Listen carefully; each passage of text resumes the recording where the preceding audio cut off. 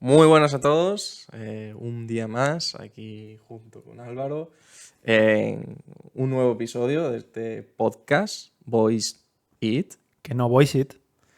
Y hoy, después de haber hablado en los otros capítulos de, bueno, cuál ha sido nuestro camino en el mundo del emprendimiento, pasando por programas, después pasando por Demium y explicando un poco qué era Demium, ¿no? Y nuestro recorrido en Demium, hoy queremos contar un poquito cómo se pasa al final de una idea hacia validar esa idea y en otro episodio contaremos también un poco más sobre cómo sería la estrategia un poco de llevar esa idea no solo a validarla, sino también a llevarla a un proyecto real de empresa.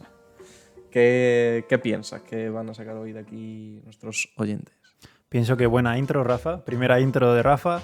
Y también para los que animamos mucho a la gente a que vea nuestro podcast aquí en un poco más a nosotros, aquí en YouTube. Hemos cambiado un poquito el setup. Esperemos que sea la última vez, aunque estoy bastante seguro de que no. Y nada, lo que ha dicho Rafa, vamos a explicar un poquito de qué pasa en cuanto tienes tú una idea y dices, ok, tengo la idea, ¿ahora qué?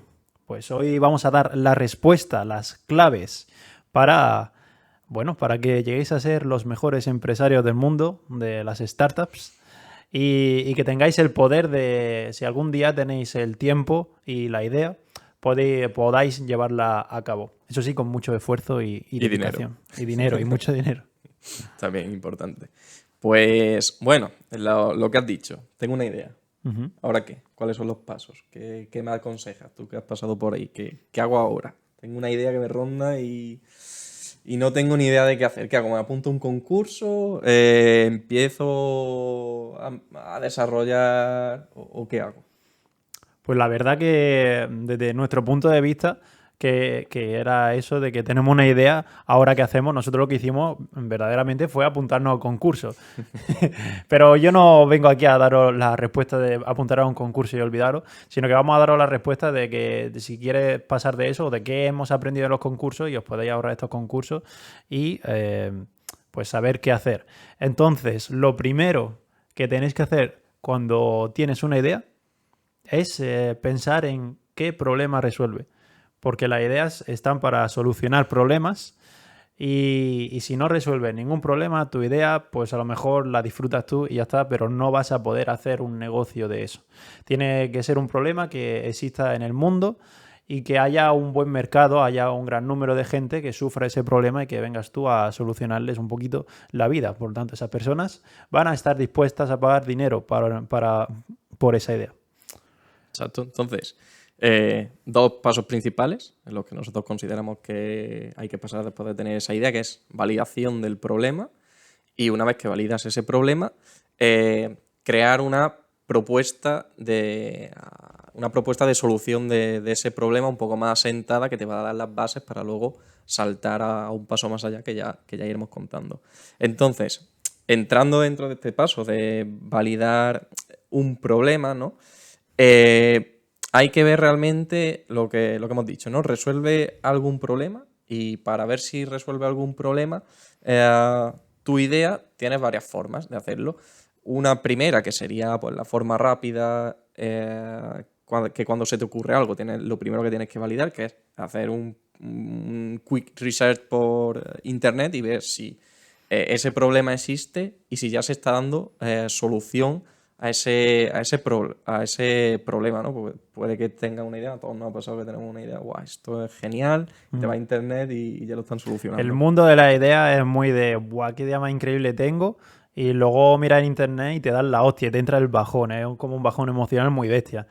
Total. Pero bueno, para eso está internet, nos damos cuenta de que realmente ese problema que has pensado tú se le ocurrió a una persona 10 años atrás y de una manera mucho mejor.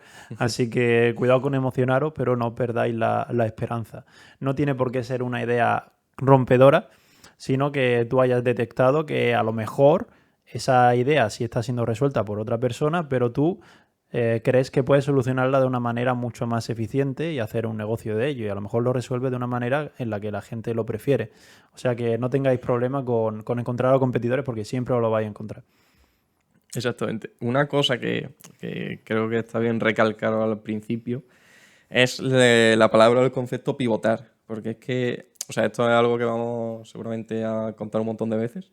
Y es que cuando tú entras en el mundo de emprendimiento o en el mundo de generar ideas, al final va a pivotar un montón, lo que significa que esa primera idea o ese primer problema lo vas a cambiar muchas veces o lo vas a cambiar de orientación hacia un público diferente, hacia una solución o producto diferente y lo va a cambiar un montón de veces porque al final lo que estás tratando es de adaptarte a lo que, al feedback, ¿no?, que vas recibiendo de la gente.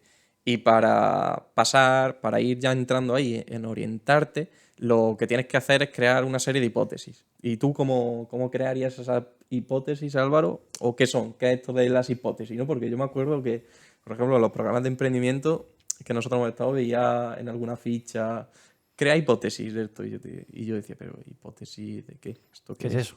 Sí, sí. Las hipótesis son, pues, simplemente el pensar tú que esa gente tiene el problema que tú piensas. Entonces, para empezar, la gente que crees que tiene ese problema es otra hipótesis ese target, porque no tiene por qué ser esa gente. O sea que todo es una hipótesis, tanto el problema que tú crees que tienen como la persona que crees que lo tiene. No sé si me he explicado bien, pero básicamente es eso, es suponer que existe un problema y existen una serie de problemas que tú te has figurado que existen ahí en el mundo laboral. No tiene por qué ser en el mundo laboral. Yo hablo del mundo laboral porque nosotros estamos desarrollando VoiceIt y sí que nos centramos en un B2B, un business to business.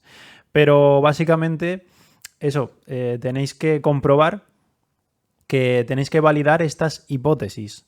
Yo creo que esta empresa pierde dinero por tal. ¿Es verdad? ¿Sí o no? Pues coge y te acercas un poco al mercado. Tú coges y haces preguntas a gente de ese entorno para comprobar si esa hipótesis que tú has pensado en tu cabeza realmente existe. Y si no existe, ¿qué pasa? Mm. Bueno, solo por aterrizarlo un poco más, nosotros, por ejemplo, en VoiceIt, algunas de nuestras hipótesis eran, vale, nosotros creemos que la gente cuando está, o sea, lo primero que creemos es que, por ejemplo, la primera hipótesis que hicimos fue, creemos que los product managers tienen un montón de reuniones. Creemos que en estas reuniones se pierde foco y tiempo tomando notas. Y creemos que después de estas reuniones se pierde mucho tiempo tratando de esas notas, pasarlas a un documento un poco más formal que te dé pues, una noción de lo que pasó en la reunión, ¿no? Eso fue un poco la hipótesis que nosotros Y por hicimos. ultimísimo, creemos que son product managers. Eso es importante. Eso es. Nosotros, una vez que ya teníamos esa hipótesis, dimos el salto a validar estas hipótesis. ¿Y cómo validas estas hipótesis? Al final, ya una vez que has creado esta hipótesis, haciendo ese primer research en Internet, lo que ahora te toca es salir y buscar posibles usuarios, que en este caso nuestro, por ejemplo, serían product managers, y empezar a contactar con ellos y a conocer cómo, al final, nosotros la estrategia que seguimos y que yo creo que es una buena estrategia para validar esta hipótesis, es una estrategia al final en la que intentas comprender cómo trabaja esa persona que tú crees que tiene el problema y orientando un poco las preguntas que tú le vas haciendo, siempre preguntas abiertas y tratando de comprender eso, cómo en su entorno él Claro, funciona. las entrevistas no tienen que ser, oye, ¿a ti te pasa esto? Sí, no. Oye, ¿tú crees que tal y tal? Sí, no. Simplemente lo que, como tienen que ser las entrevistas, es conocer a esa persona y cómo es su día a día. O sea, que tú le dices, explícame cómo es tu día a día laboral y que no pare de hablar, que lo cuente todo, porque si tú vas simplemente a validar las hipótesis que tú tienes en tu mente, a lo mejor no te enteras de muchas otras cosas que son muy valiosas y que a lo mejor puedes sacar una idea de esos problemas que ellos sufren. Entonces, como recomendación, conocer todos los aspectos de esas personas para ver si hay cosas en las que no has caído porque tú no eres ellos y no vives su día a día y saber si puedes tú ayudar en algo. Exactamente. Nosotros, por ejemplo, lo que hicimos fue plantear esta hipótesis y después, cuando fuimos ¿cómo se dice?, a encarar estas reuniones, o sea, estas entrevistas, dijimos, vale, ¿cómo hago que la persona que estoy entrevistando me responda a estas hipótesis? Pues lo que hicimos fue decir, vale, voy a crear preguntas, siempre intentando que sean abiertas, que la respuesta a esas preguntas me valide o no cierta hipótesis. Entonces, con toda la hipótesis que tienes, te vas creando un guión de preguntas, siempre eso, intentando que sean muy abiertas y que no sean directas, para entender completamente cómo funciona esa persona, y porque muchas veces te dan un insight suyo que te puede orientar hacia otro lado. Entonces, eso es muy, muy valioso. Y entonces, de esa forma, es como vas creando ese guión de preguntas que te va a permitir luego validar o no esas hipótesis. ¿Algo que añadir a estas entrevistas? Bueno, ¿qué ocurre, por ejemplo, en nuestro caso? ¿Qué ocurre cuando, vale, tengo esta hipótesis, tengo estas preguntas, pero estoy entrevistando y estoy viendo que aquí no se cumple? ¿Qué pasa? Vale, sí, justo de eso quería hablar. ¿Qué nos pasó a nosotros en nuestro caso? Y aprendimos mucho de ello.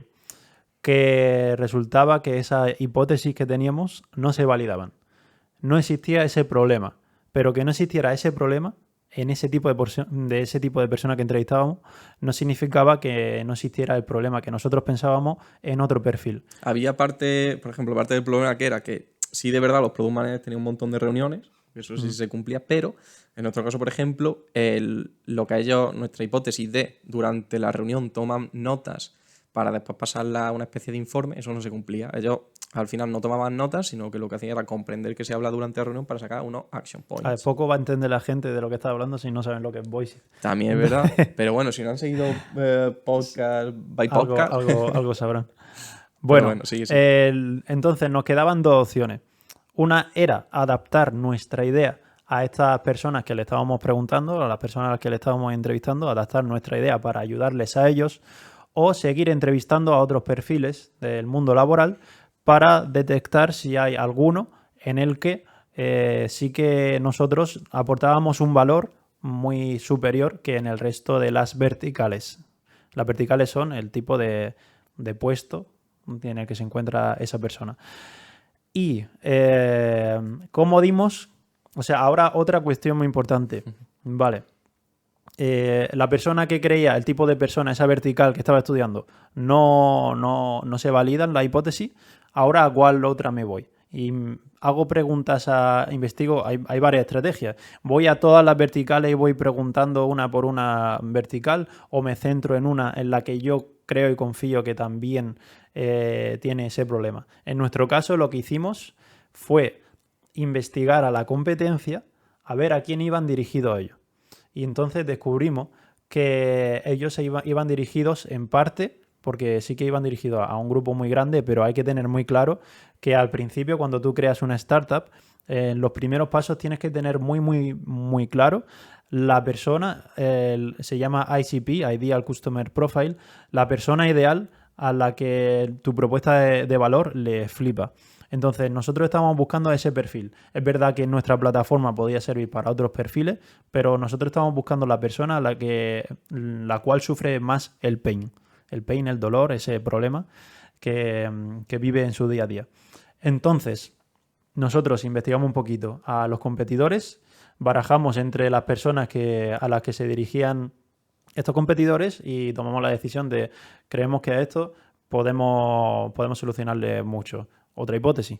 Por lo tanto, vamos a validar esa hipótesis. Le hacemos entrevistas y premio, descubrimos quién eran nuestros Ideal Customer Profile. En nuestro caso, sí es verdad que nosotros aquí teníamos un poco más de, bueno, ventaja o desventaja, según cómo lo veas. Y es que nosotros sí que teníamos nuestro producto, nuestra solución un poco más asentada. Pero en el caso de que no la tenga asentada, de todas formas, yo creo que al final es un poco hacer ese brainstorming de, vale, por ejemplo, en nuestro caso que va enfocado a reuniones, vale. Reuniones. ¿Quién tiene reuniones?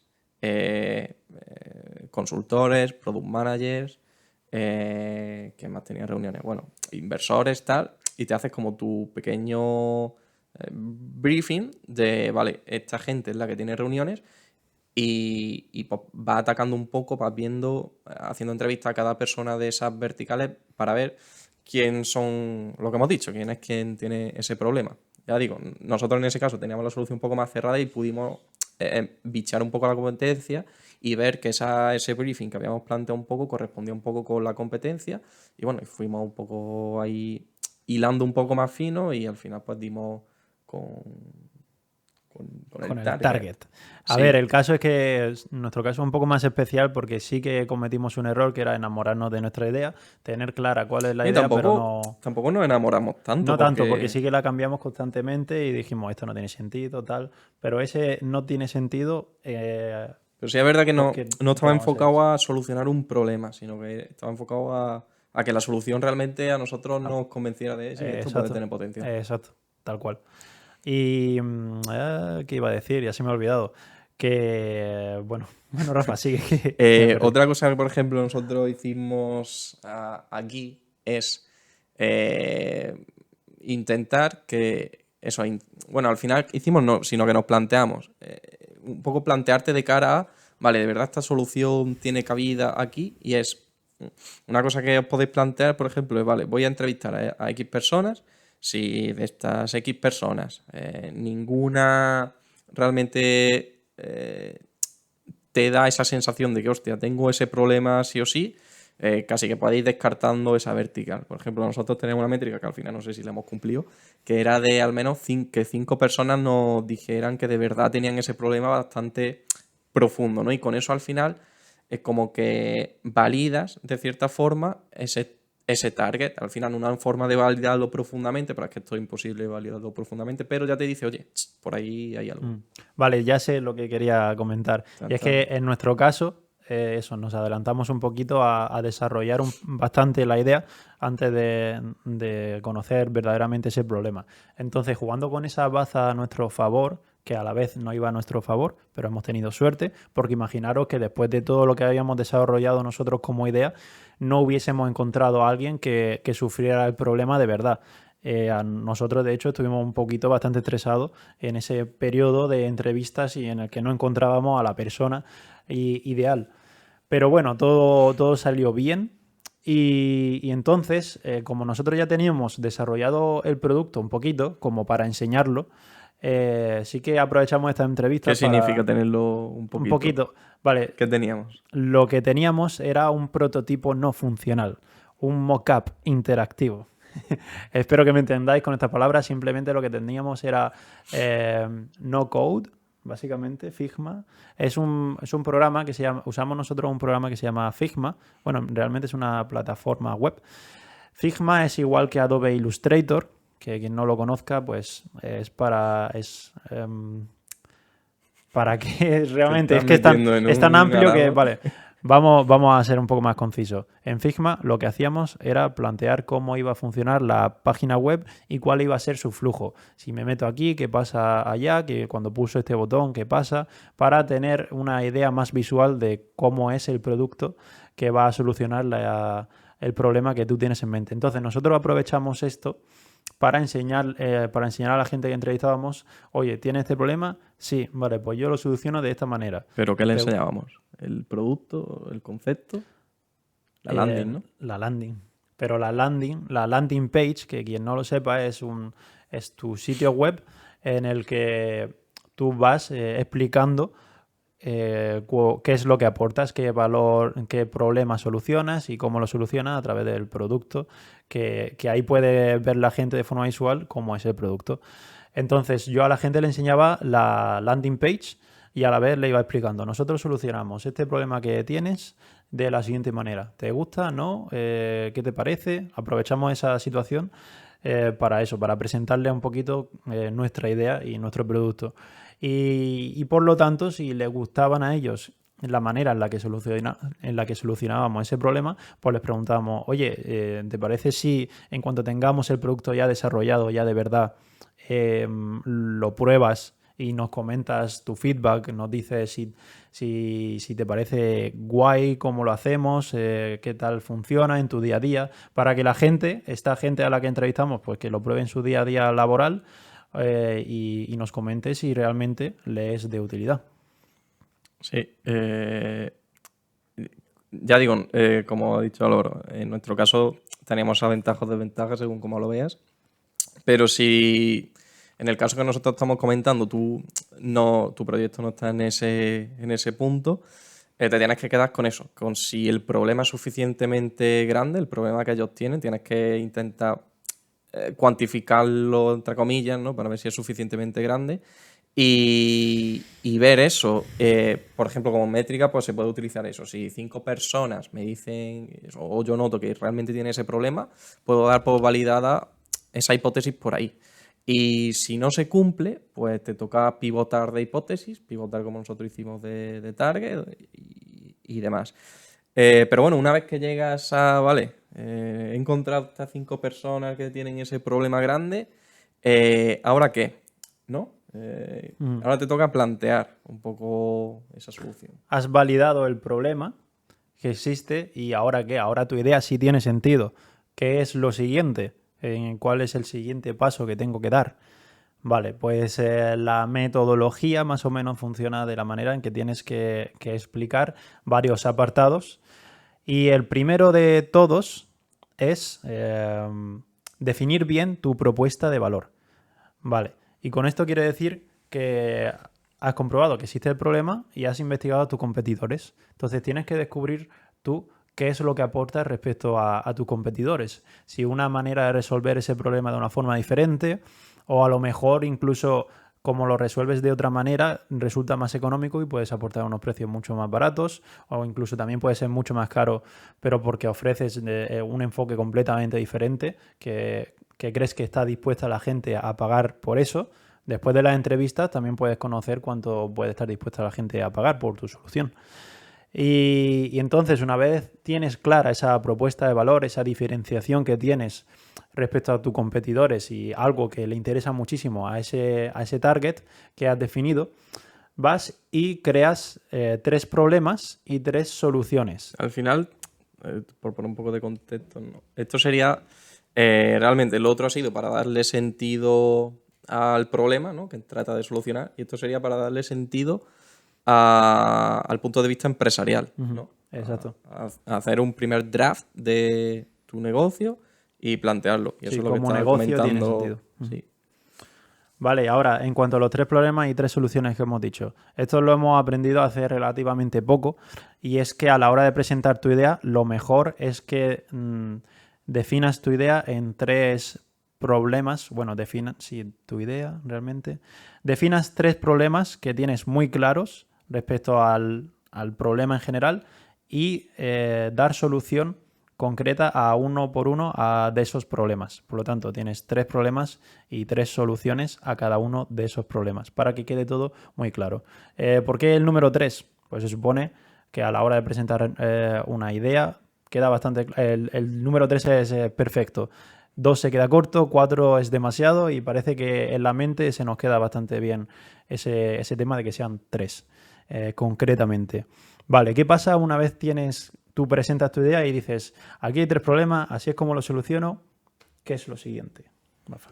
3 problemas, 3 soluciones. Puedes decir, vale, esta es la forma con la que yo voy a ofrecer esas 3 soluciones, que ya puede ser un producto digital, un producto físico, ¿no? Pues un poco darle sentido a cómo soluciona o sea, cómo presenta esas soluciones y aparte también vas pensando cuál sería el modelo de negocio de ese producto tuyo. Es decir, el caso de Voiceit, nuestro producto es un producto digital, es un SaaS, Software as a Service. Siempre hemos tenido ahí esa coletilla mal dicha, por mi parte. Y en nuestro caso, como es un SaaS, pues somos, bueno, en nuestro caso porque es un SaaS no somos un B2B, pero también somos un B2B y al final nuestro modelo es un modelo de suscripción. Entonces, plantea estos 3 problemas. Sabes que tiene estas 3 soluciones que tú brindas. Sabes que tú ofreces un producto que es este con el que vas a solucionar esos problemas y sabes que ese producto lo vas a monetizar de cierta forma. En caso de Voices, es un B2B, es decir, que va de business a business, nosotros vamos a empresas, y que es un SaaS y que tiene un modelo de suscripción en nuestro caso. No sé si quieres añadir algo por aquí o quieres que sigamos. A ver, hay mucho que decir, Sí. pero tampoco nos vamos a alargar. Así que vamos a pasar al siguiente, que sería valorar el tamaño de mercado. ¿Por qué es importante esto? Vale. Yo creo que... Es muy importante porque lo que estás haciendo tú, como estamos enfocando el podcast, es hacia startups. Y las startups, por definición, tienen que ser escalables y llegar a una facturación importante en pocos años. Con pocos años me refiero a unos 5 años. Entonces, necesitamos saber si el problema que nosotros estamos solucionando no existe en un pequeño nicho de un pequeño territorio, sino que existe a nivel mundial y que hay mucha gente que sufre ese problema. Tampoco, matizar que tampoco es importante que haya mucha gente que sufra ese problema, sino que lo realmente importante es cuánto dinero mueve ese... ¿Se te ha apagado el ordenador? Batteries running low. Lo importante es que se mueva mucho dinero en ese mercado, ¿vale? No es tan importante el número de gente que tenga ese problema. Porque, por ejemplo, tu solución, nosotros como nuestra plataforma, nuestro pricing, lo que cobramos por cada plan es poquito, pero sí que puede haber otros modelos de negocio que imagínate que el plan se va a los 1.000 euros o a los 10.000 euros, quién sabe. Eso depende de qué grave sea el problema que tú estás solucionando. No tiene por qué ser tan grave, sino simplemente tu solución vale eso y así es como funciona ese negocio. Entonces, es importante saber el tamaño del mercado y esto se divide en... Pero otra cosa por la que también es importante saber el tamaño de mercado, que, bueno, eso también de cara a ojos de inversores. Es importante el tamaño de mercado porque también eso significa que tu idea, bueno, es que conforme lo estoy diciendo creo que está perdiendo el sentido. Lo voy a decir y ya tú me corriges. Vale. Creo que también es importante este tamaño de mercado porque te va a permitir pivotar tu idea. No sé exactamente si eso que estoy diciendo es por eso. Vale, sé lo que dices. Sí, pero no es por eso exactamente, ¿no? Realmente es válido también, es válido, no te digo que no. Pero sí, los inversores se fijan mucho en que, ok, vosotros vais a este mercado y con el paso del tiempo a lo mejor os estáis equivocando y pierde sentido. Pero tú ya estás dentro de ese mercado, lo que quiere decir que puedes cambiar un poquito, teniendo el mismo enfoque de mercado, puedes pivotar, que se dice, cambiar un poquito tu idea para adaptarla de nuevo a ese mercado en el que te has estado enfocando. Por lo tanto, es por eso que se busca que el mercado sea grande. ¿Entendido? Sí, pero es que creo que también no es tampoco exactamente eso, que es lo que yo te estaba diciendo, pero creo que tampoco exactamente que el tamaño del mercado sea grande, sino que también, bueno, tiene que significar eso, ¿no? Que no sea un nicho, sino que sea, no sé, que sea al final que tú te dirijas a un sitio amplio en el que tengas margen de maniobra de orientar tu solución a un lado y a otro. Y sí, yo creo que al final eso se traduce en tamaño. Exacto. Vale, pues...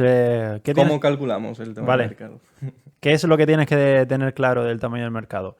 El TAM, el SAM y el SOM. Yo me partí de risa el primer día que me lo dijeron.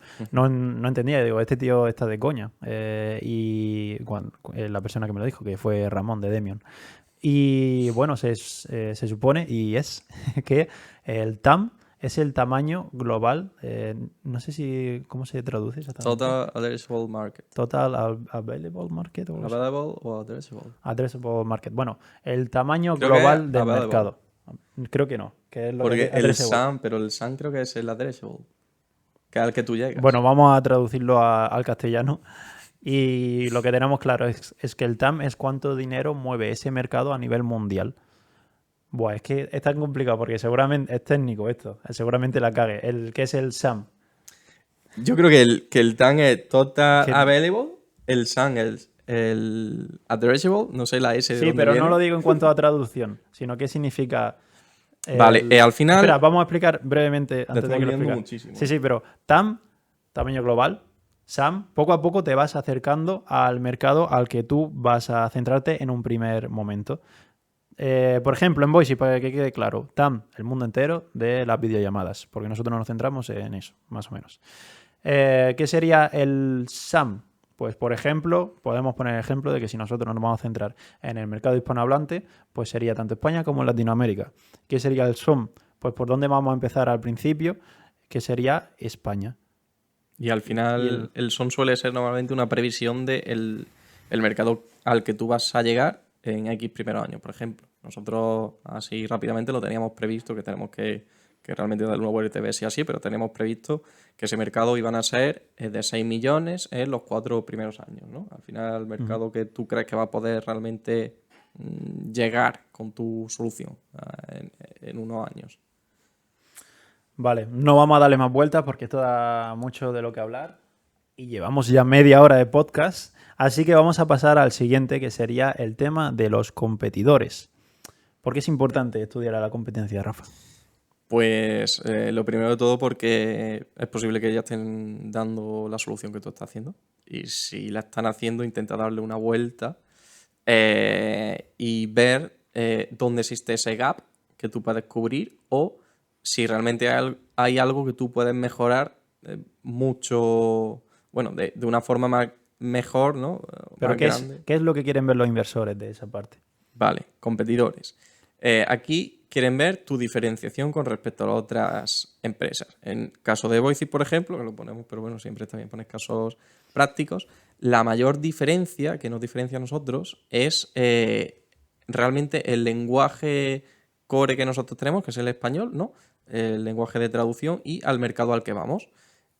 Aparte de esto, también interesa, o sea, al final tú tienes que compararte, ¿no? Haces una tabla de comparación de features que tú propones con las que propone la competencia, te comparas y también es bastante útil ver y analizar la situación económica de los competidores con respecto a las inversiones, porque puede que recientemente hayan invertido a ciertos competidores y eso significa que ese campo está booming, ¿no? Ardiente, ¿cómo se Ya, diría? sí, que está en auge el Sí. mercado. Entonces, para, por ejemplo, inversores, un buen signo, siempre que a lo mejor esa inversión no haya sido en tu propio campo al que tú quieres dirigirte. Por ejemplo, si ha sido en Estados Unidos, que es lo que no suele estar pasando con nuestros competidores, que ellos sí lo están invirtiendo hace muy poco, pero en Estados Unidos, pero en España no está pasando esto, eso te da un reflejo de, eso se puede traducir aquí si empieza a darse esos tipos de empresas, ¿no? Sí, añadir que es muy beneficioso que existan otras startups, otra competencia que haya sido recientemente invertida, porque le da validación a tu startup. Se confirma que realmente existe un mercado que está en auge. ¿Por qué? Porque hay competidores que están siendo invertidos recientemente en otras áreas del mundo.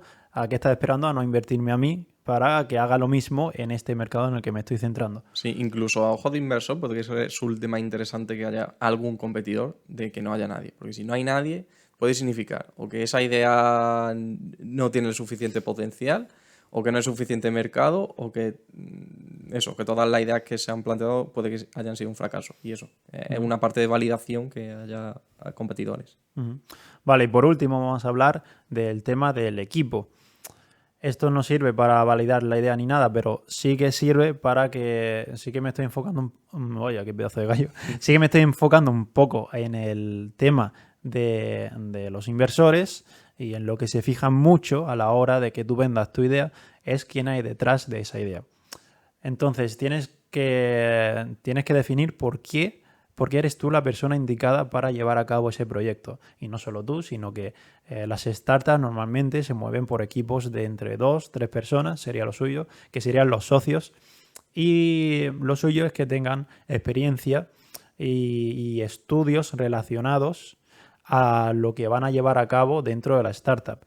Por ejemplo, en Voiceit, Rafa ha sido diseñador de UX UI, de User Experience y User Interface. Casi me trabo ahí. Entonces, Rafa es la persona indicada para desarrollar, para diseñar más bien lo que va a ser la página web. Y por eso se le da un poco más de valor a la startup en sí, porque yo me creo que tú eres capaz de llevar eso a cabo. Sí, equipo también te puede servir para a lo mejor darte cuenta de que tienes un gap dentro de tu equipo. Si solo eres tú, te puedes dar cuenta de, oye, necesito a alguien más. Y aquí el momento de si tú no te ves capaz de llevar eso hacia adelante, de intentar buscar a alguien que haga fit con tu proyecto y contigo. Y aquí también quiero añadir que, por ejemplo, el equipo puede que no tenga totalmente el fit con ese proyecto, pero puede que para el equipo realmente ese challenge de ese proyecto sea algo que le atrae mucho. Porque, por ejemplo, hoy estaban, esto es anécdota, ¿no? Estaban allí comentando Alba y Saúl de Epsilon, que A compañeros de Demium. sí, que por ejemplo ellos realmente no tenían ningún fit exactamente con el proyecto. Sí que tenían algunos, ¿no? Pero le atraía tanto el meterse ahí que era un challenge para ellos y eso les motivaba. Entonces, al final también ver si a ti te motiva eso. No sé por qué he dicho esto, porque ahora Sí, no no, tiene pero totalmente muchas veces pasa que, por ejemplo, Rafa y yo hemos sido estudiantes recientemente, hace muy poquito. ¿Qué tenemos nosotros de experiencia? Poquita. Pero los inversores no solo se fijan en el tema de experiencia, sino en que seas capaz de demostrar que no se te queda grande, que demostrar que eres el puto amo. ¿Y cómo lo demuestro? Pues mira, te lo estoy presentando de una manera increíble, estoy enseñándote todas mis capacidades, todas las capacidades que tengo. No sé si llamarlo capacidad es la mejor denominación, pero todos los entregables que le hagas a los inversores, que sean una demostración de que lo vales. Sí. Y bueno, yo creo que sería eso un poco todo, ¿no? Al final, como hemos dicho, valida tu problema, plantea unas hipótesis, sal ahí y mira si esa hipótesis se cumple. Una vez que se cumplan, plantea tu proyecto desde un punto empresarial, mira a ver si realmente tiene sentido teniendo muy en cuenta el tamaño de mercado, qué competidores hay y demás. Y esto te va a permitir pues, tener una noción básica de qué es tu proyecto y qué problemas resuelve. Después hay más pasos, que los contaremos Más siguiente adelante, episodio. en episodios futuros. Yo creo que hasta aquí llegamos. Este ha sido nuestro episodio más largo. Se ha alargado, pero yo creo que ha resultado bastante interesante y que podéis sacar muchas cosas de esto. O sea, hemos condensado muchísima información en muy poco tiempo y esperemos que haya sido de utilidad. Y nada, os recomiendo muchísimo que os metáis un poco más en materia porque lo que hemos dicho no da para mucho. Tenéis que meteros un poco y investigar un poquito más de cada apartado de los que hemos hablado si queréis realmente llevar a cabo vuestra idea. Y nada, yo diría que uno de los podcasts que hemos hecho que más aportan de todos. Yo creo que sí, al final es realmente experiencia. O sea, esto mismo nos vendría muy bien a nosotros haberlo escuchado en su momento. Y yo creo que sí, al final es experiencia por lo que nosotros hemos pasado y que yo creo que sí, que realmente aporta para quien lo escuche y esté en esa fase tan temprana. Vale, pues nada, esto ha sido todo. Esto ha sido Voice It. Que no, voice it. Y además tiene exclamación, mucho cuidado. Ojo. Y nada, comentar también que podéis vernos en YouTube y podéis escucharnos por Spotify y Apple Podcast, si no me equivoco, aunque creo que todavía no estamos por ahí. Ya veremos. Y también por iVoox. Y nada, muchísimas gracias si has llegado hasta este punto. Ha sido una maravilla que nos hayas acompañado hasta aquí. Y nos vemos en el próximo, ¿no, Rafa? Nos vemos en el próximo episodio. Venga. Bye, bye. Un abrazo. Hasta luego.